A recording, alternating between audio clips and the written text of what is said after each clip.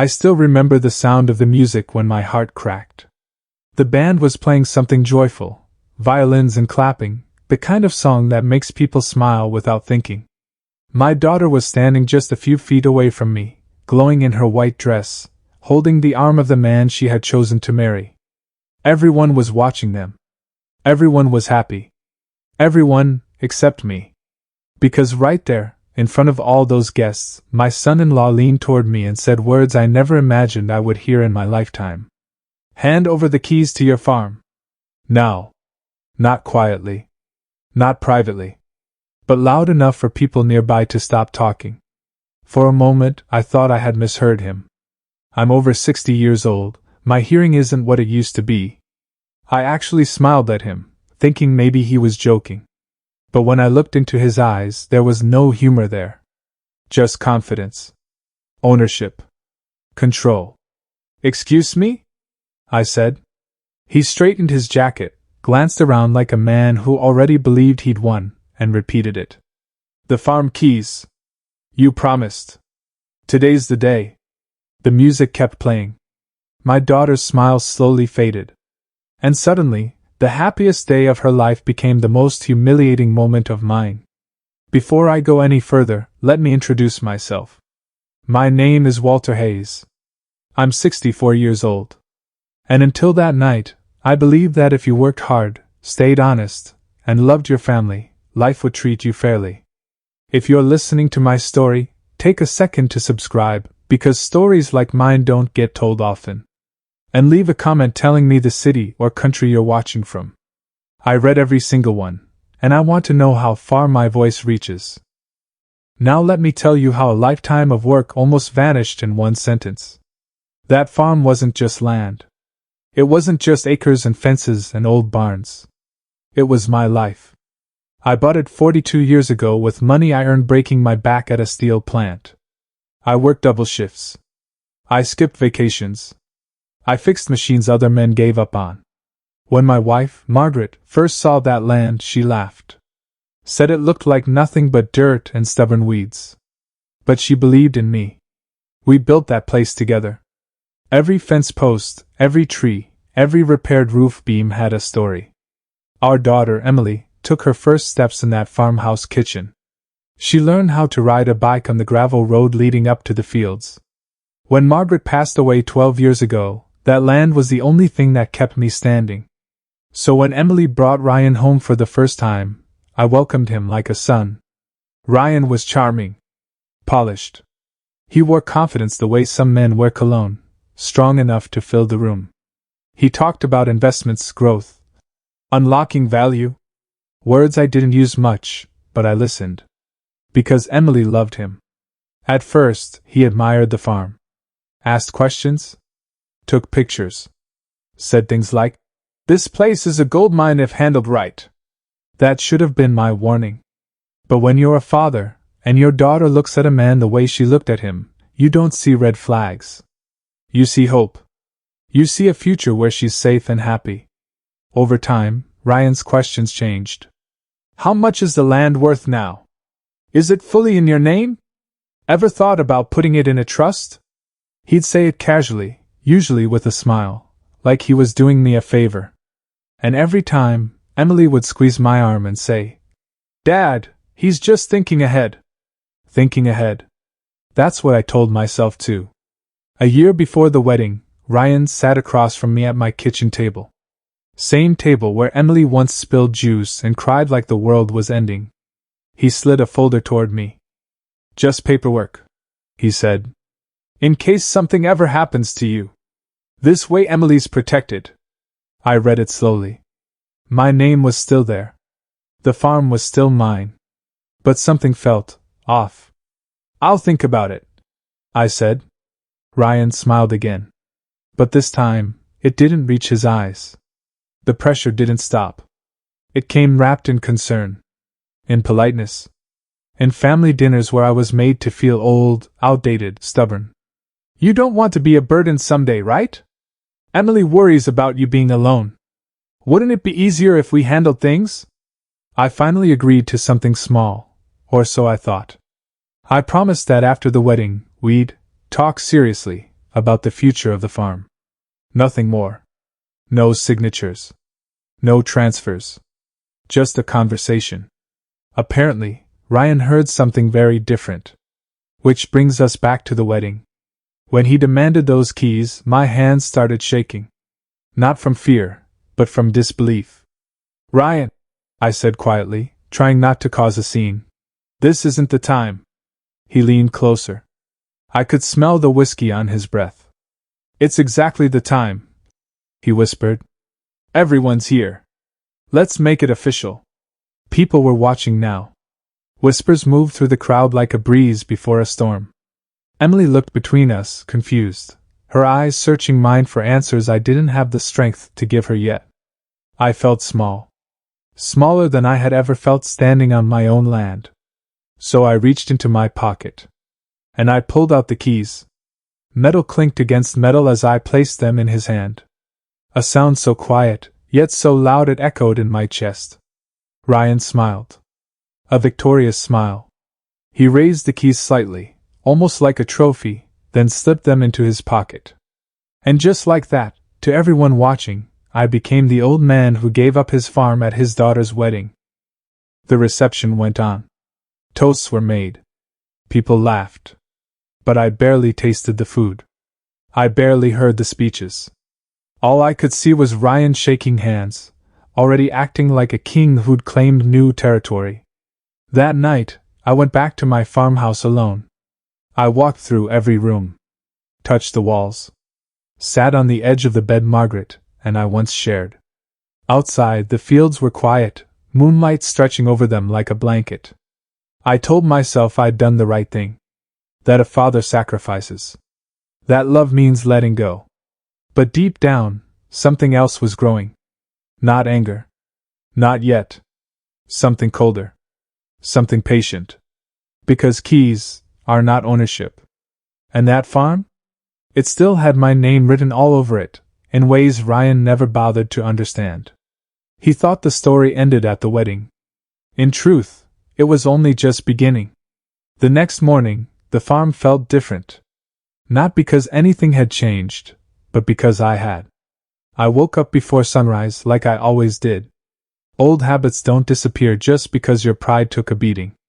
I made coffee, black, no sugar, and sat at the kitchen table staring at the empty chair across from me. That chair used to belong to Margaret. Later, it belonged to Emily when she was home from college. Now it belonged to silence. By mid-morning, my phone rang. Ryan. I let it ring 3 times before answering. Morning, Walter, he said, cheerful, confident.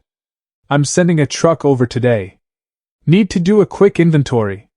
You won't mind? It wasn't a question. You should have called first, I said. There was a pause. A short one. Then a soft laugh. I don't really need permission anymore. Remember? Keys. I looked out the window at the fields, the dew still clinging to the grass. 42 years of work. 42 years of mornings just like this. Send whoever you want, I said calmly. I'll be here. The truck arrived an hour later. 2 men stepped out, young, clean boots, clipboards in hand. They looked around like tourists, not farmers. One of them asked where the property lines were. I pointed. They took notes. Took pictures. Whispered to each other. They didn't see the land the way I did. They didn't know which soil flooded after heavy rain, or which fence leaned because my daughter once crashed her bike into it and laughed so hard she cried. To them, it was numbers and potential. To me, it was memory. That afternoon, Emily came by. She didn't knock. She never had to. She walked in slowly, her wedding ring catching the light. She looked tired. Not the good kind of tired, the kind that sits behind your eyes. Dad, she said softly. I stood up, opened my arms, and she hugged me like she used to when she was little. Tight. Afraid to let go. I'm sorry about yesterday, she whispered. Ryan said you agreed? I didn't answer right away. I agreed to talk, I said finally. Not to be ordered. She pulled back and looked at me, her face torn between loyalty and confusion. He says you're scared of change, she said. That you don't trust him. I smiled, but there was no warmth in it. Trust is built, I said. Not demanded. That night, Ryan came too. He walked in like he owned the place. No hesitation. No respect. We need to discuss timelines, he said, setting his phone on the table. There's interest from developers. Big interest. This land could triple in value. Could, I repeated. He leaned back. Will. I watched him closely. The confidence. The arrogance. The assumption that I was already beaten. You're moving fast, I said. Opportunity doesn't wait, he replied. Neither should you. I nodded slowly. Tell me something, Ryan, I said. Why the rush? He smirked. Because I don't want mistakes slowing things down. Mistakes. Like me. That's when I knew. This wasn't about Emily. This wasn't about family. This was about control. Over the next few weeks, things escalated. Ryan started making decisions without me. He ordered soil tests. Brought in surveyors. Talked about rezoning. He told neighbors the farm was under new management. Some of them called me confused. Embarrassed. I told them nothing. Emily stopped visiting as much. When she did, she seemed distant. Distracted. Ryan spoke for her. Corrected her. Finished her sentences. One evening, she stayed behind after he left. He gets angry when I ask questions, she said quietly. He says stress makes him short-tempered. I looked at my daughter, my little girl, who used to cry when thunder scared her. Anger doesn't come from stress, I said. It comes from entitlement. She didn't respond. She just stared at the floor. That night, I went into my study and opened a drawer I hadn't touched in years. Inside were documents. Old ones. Deeds. Trust papers. Amendments. Things I signed with lawyers who didn't work cheap and didn't miss details. I didn't smile. I didn't celebrate. I simply nodded. Because everything was exactly where it needed to be. Ryan thought keys meant control. But control lives on paper. Weeks later, he called a family meeting. Emily. Me.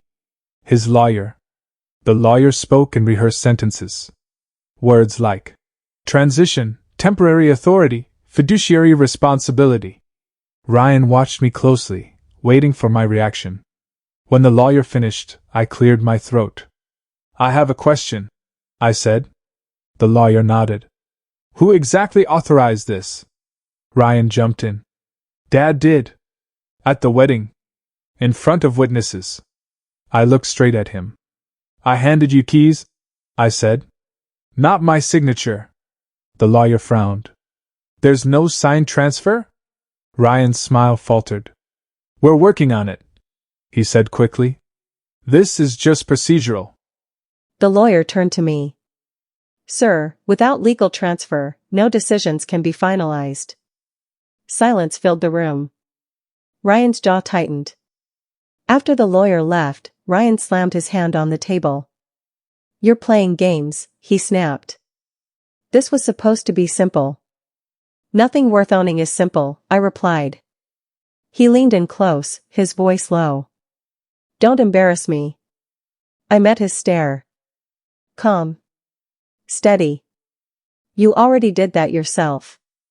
From that day on, the pressure turned ugly. He accused me of manipulation. Of trying to control Emily. He hinted at cutting me out of her life. And that hurt. More than anything else. But pain has a way of sharpening your focus. One afternoon, I received a letter. A formal notice. Ryan was attempting to force a legal review, claiming verbal agreement and intent. I read it once. Then I laughed. Because intent without structure is just noise. And structure was on my side. I made one phone call. Then another. I didn't rush. I didn't threaten. I prepared. Because revenge doesn't begin with shouting. It begins with patience. Ryan thought he was cornering an old man. What he didn't realize was that I'd spent decades negotiating contracts with men far more dangerous than him. And I never lost. The storm was coming. He just couldn't see the clouds yet. The first real crack in Ryan's confidence showed up a month later. It wasn't dramatic. No shouting. No slammed doors. Just a pause. He called me one evening, later than usual. He arrived in a black SUV, the kind that looks impressive in a city but foolish on gravel. Dust coated the sides as he pulled up, clearly irritated by the road. I was already outside, fixing a hinge on the barn door.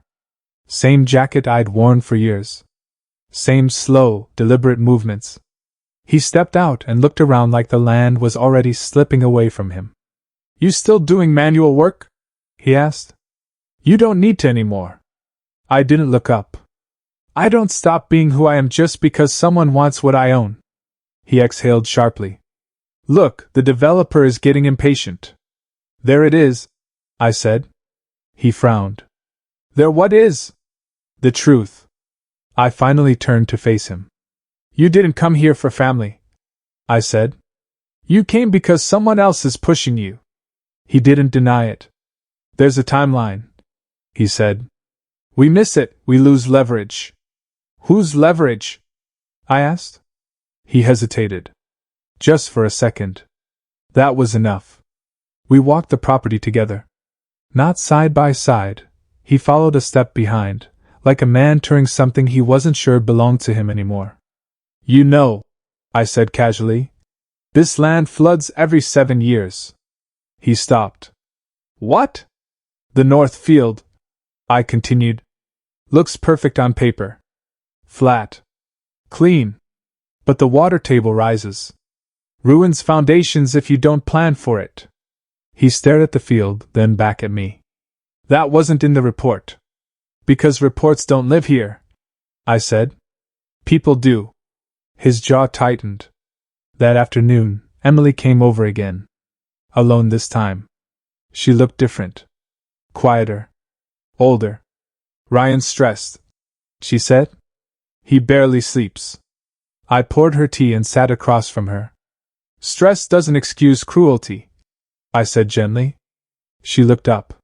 "He says you're trying to sabotage him." I met her eyes. "Emily, has he shown you the contracts?" She blinked. "What contracts?" I nodded slowly. That night, she went home and asked him questions. Real questions. He didn't like that. The next day, she called me crying. "He yelled," she said. "He said I was choosing you over him." My chest tightened. "I never asked you to choose," I said. "But a man who loves you won't force you to." The shift was happening. Quietly. Irreversibly. Meanwhile, I met with my attorney. A woman named Claire. Sharp. Precise. The kind of mind that doesn't miss anything. "He's overreaching," she said after reviewing everything. "And he's sloppy." "That's good," I replied. She smiled. "For you, yes." We prepared. Not aggressively. Strategically. Every letter Ryan sent, we answered calmly. Every threat we documented. Every misstep we noted. Then came the mistake that sealed everything. Ryan tried to secure financing using the farm as collateral. Without ownership. Without authority. Banks don't like that. Especially not when another name sits quietly at the top of every document. I got the call on a Tuesday morning. "Mr. Hayes," the banker said carefully, "we need clarification." I gave it. By Friday, Ryan's funding froze. By Monday, the developer walked. And by Wednesday, Ryan showed up at my door unannounced. He looked smaller. Not physically. Something else. Like the world had shifted and he hadn't adjusted yet. "You did this," he said. I didn't argue. "I protected what's mine," I replied. "You're ruining my future," he snapped. I shook my head. "No. You built your future on something you didn't own." His voice rose. I'm your son-in-law. I stepped closer. You became my son-in-law, I said quietly, the moment you married my daughter. You stopped acting like one the moment you humiliated me. He had no answer. Emily arrived shortly after. She stood between us. Ryan, she said, did you lie to me? He opened his mouth, closed it, looked away. That was her answer. She turned to me, tears in her eyes. I didn't know, she whispered. I know, I said. Ryan exploded. You're turning her against me, he shouted. No, Emily said firmly. You did that yourself. Silence. Heavy. Final. Ryan left that night. Packed a bag. Slammed a door. Emily stayed. We sat at the kitchen table until dawn, talking about things we should have talked about long ago. About control. About respect. About how love should never feel like pressure. Weeks passed. Legal letters turned into legal defeats for Ryan. Then came the invitation. A community meeting. Same hall where the wedding reception had been held. The developer was there. The bank.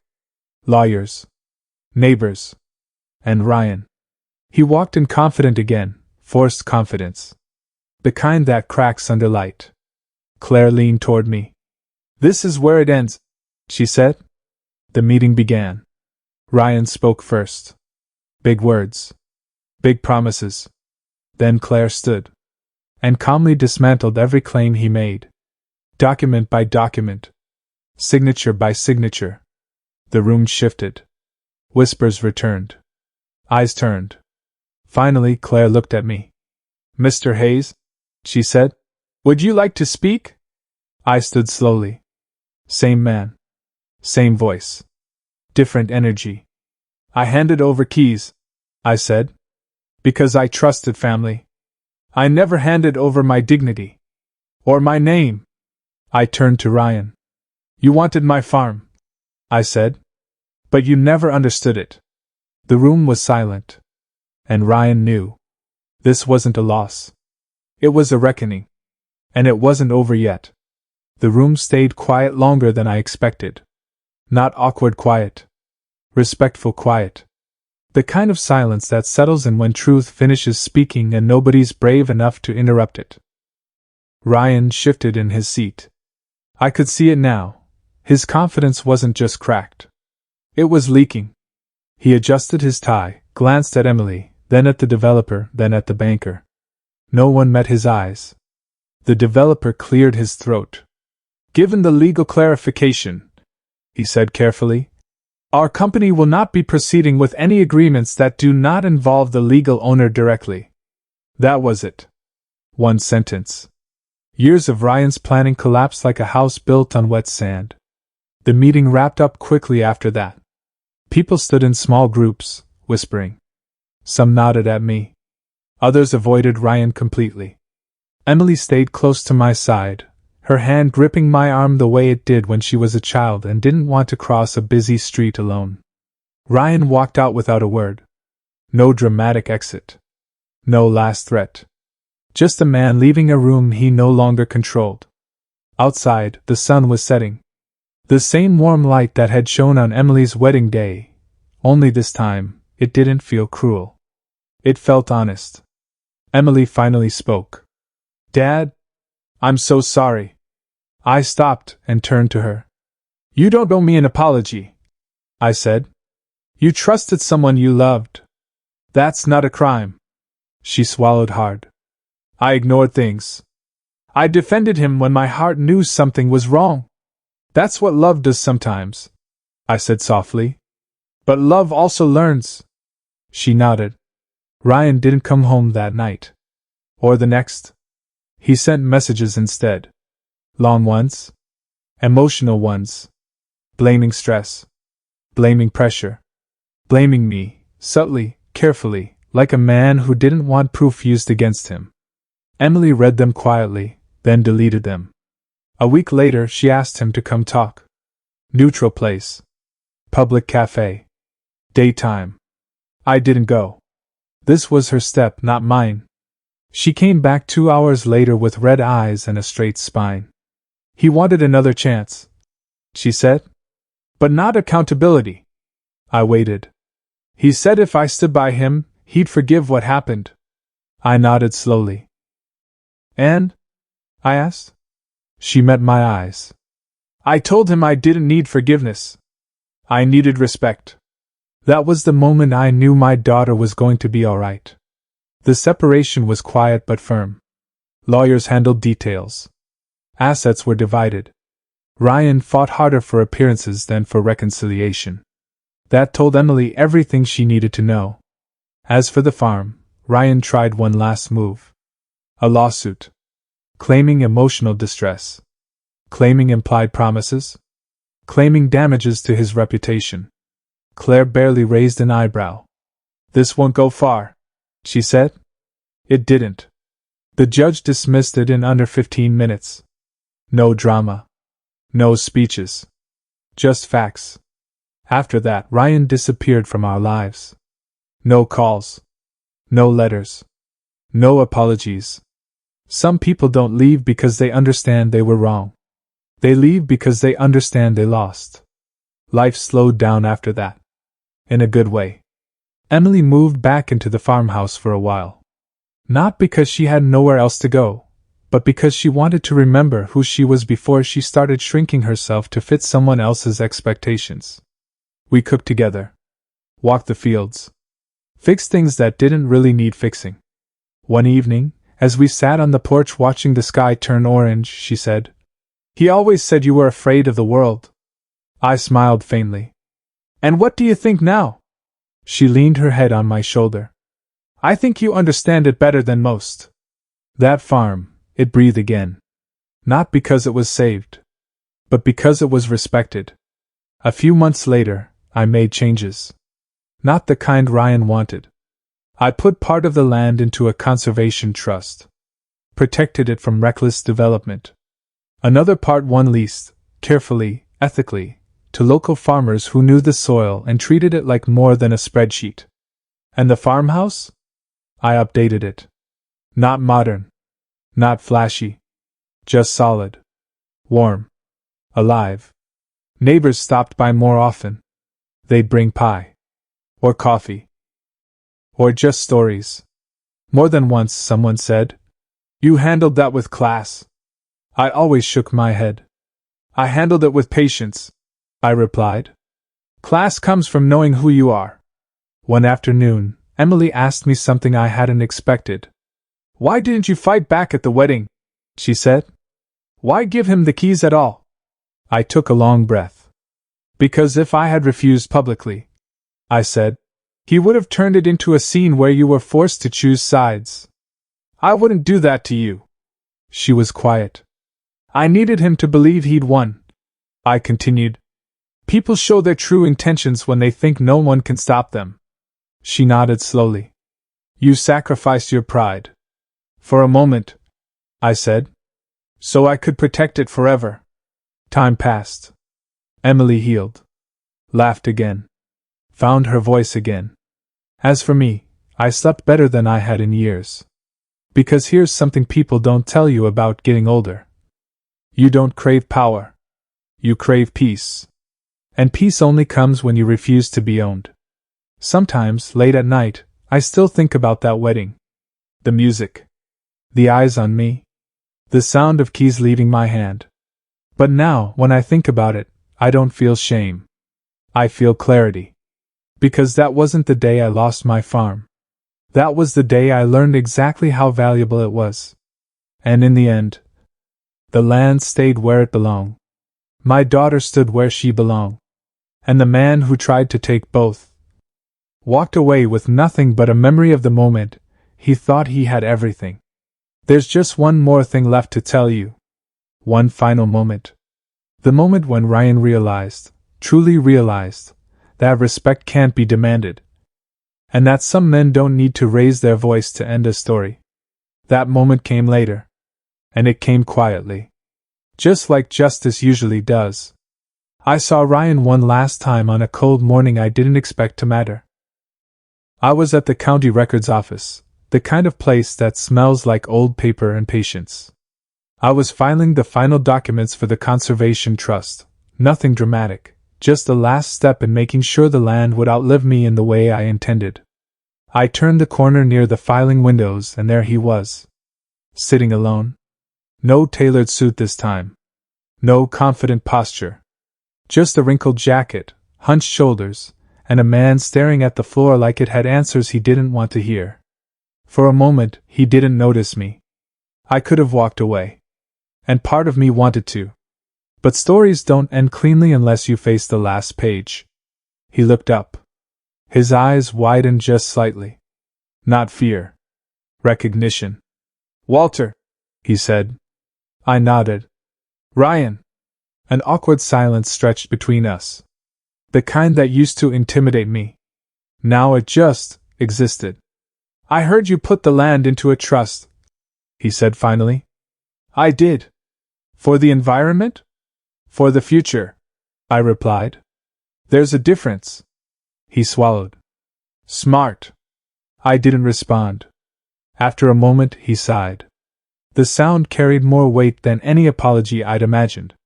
"I thought if I took control," he said quietly, "everything would fall into place." I met his eyes. "Control isn't stability," I said. "It's insecurity wearing confidence." He nodded slowly. "Emily won't return my calls."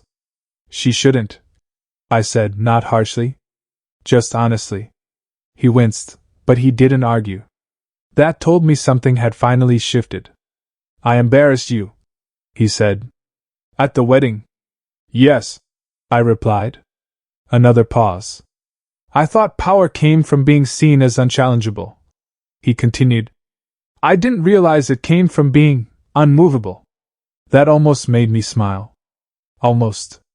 "I don't expect forgiveness," he added quickly. "I just wanted you to know I understand now." I studied him for a long second. "Understanding doesn't erase damage," I said. "But it can stop you from repeating it." He nodded again. We stood. Two men who once believed they were fighting over land, when in truth, we were fighting over values. "I hope you figure out what kind of man you want to be," I said. He looked down. "I'm trying." That was the last conversation we ever had. I walked out into the cold, the air sharp and clean. My truck waited where it always did. Reliable. Unimpressive. Honest. As I drove back to the farm, I thought about how close I came to losing more than land. I could have lost my daughter. I could have lost myself. But time has a way of rewarding those who don't rush to prove anything. Emily met me at the porch when I got home. "Everything done?" she asked. "Everything important," I said. She smiled. A real smile. The kind that reaches your eyes. We sat together as the sun dipped behind the trees, casting long shadows across the fields. The land rested. So did I. "Dad," she said after a while, "do you regret giving him the keys?" I thought about it. "No," I said. "Because keys don't unlock ownership. They unlock character." She nodded. Weeks turned into months. Life didn't suddenly become perfect. But it became honest. Emily found her footing again. Started volunteering. Took a job she loved. Learned to say no without apologizing. And me? I kept my routines. Mornings with coffee. Evenings with quiet. Days with purpose.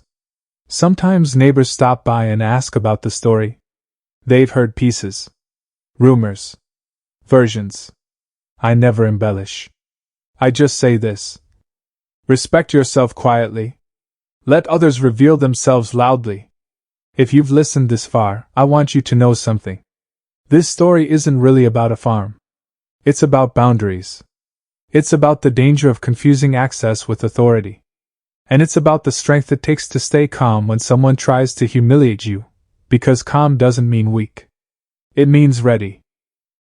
If my story reminded you of someone in your life, or if you've ever been underestimated because of your age, leave a comment and tell me where you're listening from. You're not alone, and your story matters too. My name is Walter Hayes. I'm 64 years old. And I didn't lose my farm at my daughter's wedding. I reclaimed something far more valuable. My dignity.